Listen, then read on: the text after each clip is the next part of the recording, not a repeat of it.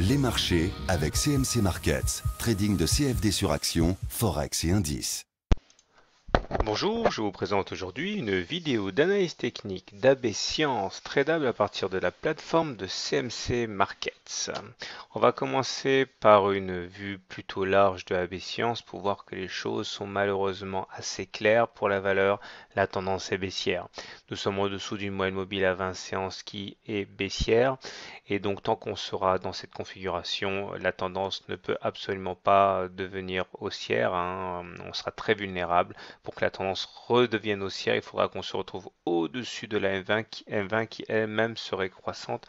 On en est évidemment très loin, d'autant que le MACD est négatif et il est sous son signal.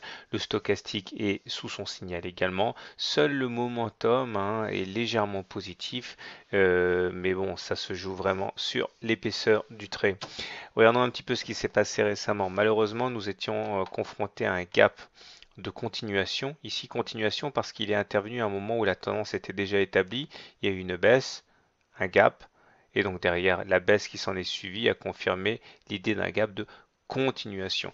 Et nous avons eu droit à un pullback, c'est un retour sur ce qui a été cassé pour tenter de franchir à la hausse ce gap, mais malheureusement, hein, comme ça se passe très souvent, on n'a pas réussi à gravir et à combler le gap de continuation, bien au contraire.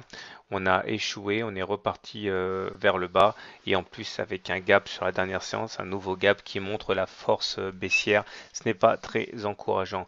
Maintenant, il faut prendre une vue encore plus large pour comprendre les enjeux. Il faut surtout reprendre un tutoriel sur les triangles descendants. Lorsque les cours évoluent de la manière suivante et qu'on est capable tracer deux obliques avec une qui est descendante et l'autre qui est horizontale, on est face à un triangle descendant. Il faut savoir que ce genre de triangle doit être confirmé par au moins deux contacts sur chaque côté et que l'issue est complexe, mais statistiquement, c'est généralement par le bas, puisqu'on a deux chances sur trois de casser par le bas ce triangle, contre seulement une chance sur trois de le casser par le haut.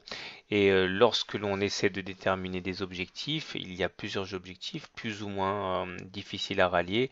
Le premier objectif qui est calculé de manière à prendre la dernière oscillation dans le triangle que l'on reportera en dessous du point de cassure, ça vous donne un objectif numéro 1.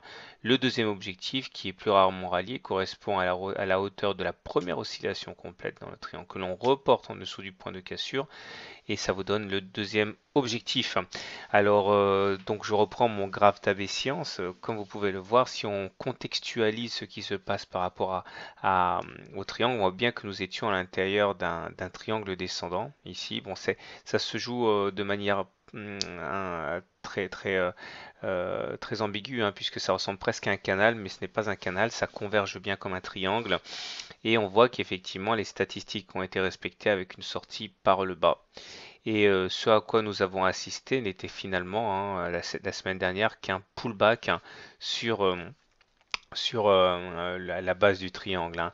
Alors là, on connaît le mode de calcul, il faut prendre la hauteur de la dernière oscillation que l'on reporte en dessous du point de cassure. Ça donne un objectif vraiment pas très sympa de 11 euros.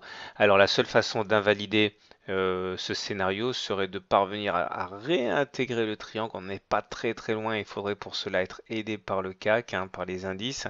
Mais si on arrivait à repasser significativement à l'intérieur du triangle bleu, eh bien on invaliderait ce scénario. Il faut vraiment croiser les doigts. Pour que ça se passe, il faudrait vraiment une bonne nouvelle. Alors maintenant, il existe quand même un scénario alternatif, hein, ce serait celui-là, celui de la fourchette d'Andrews. Alors regardez, lorsque vous prenez trois extrêmes, par exemple ici, ici, ici, que vous tracez la fourchette d'Andrews, vous vous retrouvez avec une médiane ici, et la médiane constitue l'objectif naturel des fourchettes d'Andrews. Autrement dit, aller chercher les 19,5 euros serait l'objectif actuel, hein, de l'évolution de AB Science. Cet objectif est valable et cette fourchette est valable tant que l'on ne casse pas la fourchette d'Andrews par le bas. Tant que l'on ne casse pas la fourchette d'Andrews par le bas, eh bien on peut tout à fait envisager de faire des rotations ainsi. Et si on arrive à casser la médiane de la fourchette d'Andrews, on pourrait même aller chercher la partie haute de la fourchette d'Andrews. Évidemment, c'est pas pour demain ni pour après-demain. Mais surtout, il faudrait réussir à casser cette oblique rose qui actuellement bloque les cours vers les 16 euros pour espérer effectivement aller chercher dans un second temps la médiane.